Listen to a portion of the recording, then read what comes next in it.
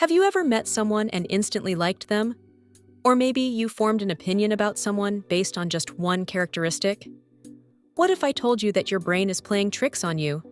This is the halo effect, and it can shape your judgments in surprising ways. Today, we're exploring this fascinating concept with insights from Daniel Kahneman's Thinking Fast and Slow. The halo effect is a cognitive bias where your overall impression of a person, or even an object, affects how you perceive their other traits.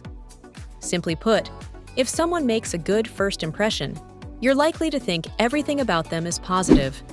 Take a celebrity, for example.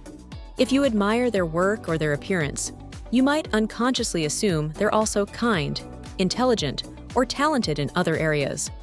Whether you've seen any evidence of that or not, the term halo effect was first coined by psychologist Edward Thorndike in the early 20th century.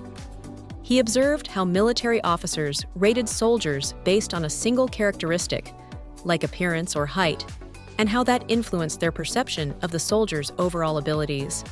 So why does this happen? According to Daniel Kahneman in Thinking Fast and Slow, it's all about how System 1 and System 2 work in your brain. System 1 is the fast, automatic part of your brain that's responsible for snap judgments and intuition. It's efficient, but often flawed. When you first meet someone, System 1 is hard at work, forming a quick impression based on things like their looks, body language, or even their voice. If you find one aspect of a person appealing, your brain takes a shortcut. It assumes everything else about them is positive too.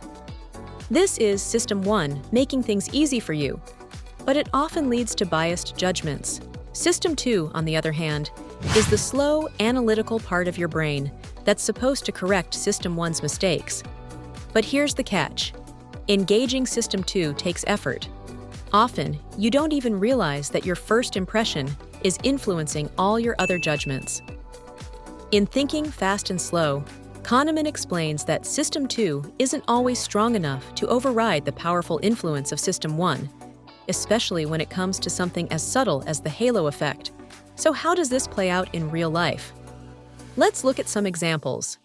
In a job interview, a candidate who's well-dressed and charismatic might create a halo around themselves, making the interviewer believe they're also more competent and capable, even if their qualifications don't fully match. In product reviews, if one feature stands out, like a sleek design, you might assume the product performs well in other areas, like durability or functionality, even if there's no evidence to support that. In politics, a charismatic speaker can create a positive halo, leading voters to overlook potential flaws in their policies or background, just because they seem likable. The halo effect doesn't just work in one direction. There's also the horns effect, where a single negative trait leads you to assume the worst about someone. If someone is rude or unkempt, you might think they're also lazy or unintelligent, even if you have no proof of that. Just like the halo effect, the horns effect distorts reality and makes your judgments less accurate. Now that you know how the halo effect works, how can you avoid falling into its trap? First, pause before making a snap judgment. When you meet someone or evaluate something, take a moment to ask yourself, am I forming an opinion based on one trait, or am I considering the whole picture? Second, engage your System 2. Think critically about whether your first impression is influencing your other thoughts. Try to gather more information before making up your mind. Finally, seek out objective data. In job interviews, product reviews, or any decision-making process, look for facts and details that go beyond surface-level impressions. The halo effect shows how easily our brains can be swayed by first impressions, often without us even realizing it. By understanding this cognitive bias and learning to recognize it, you can start making decisions that are more informed, accurate, and fair. If you found this video helpful, make sure to like and subscribe for more content on the hidden forces shaping how we think and act. Until next time, keep questioning your first impressions.